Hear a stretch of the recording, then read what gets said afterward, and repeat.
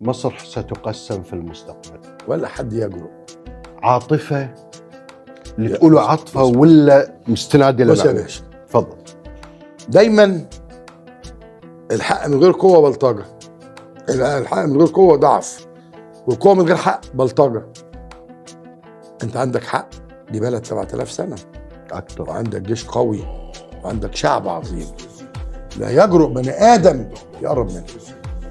وبعدين خلي بالك، هو ربنا كلم سيدنا موسى فين؟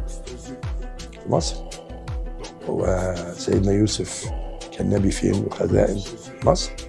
طب هو سيدنا محمد لما اتجوز خارج الإذاعة ده جوز منين؟ من مصر. هو سيدنا عيسى لما فر العيلة المقدسة من ربان من مصر. مصر.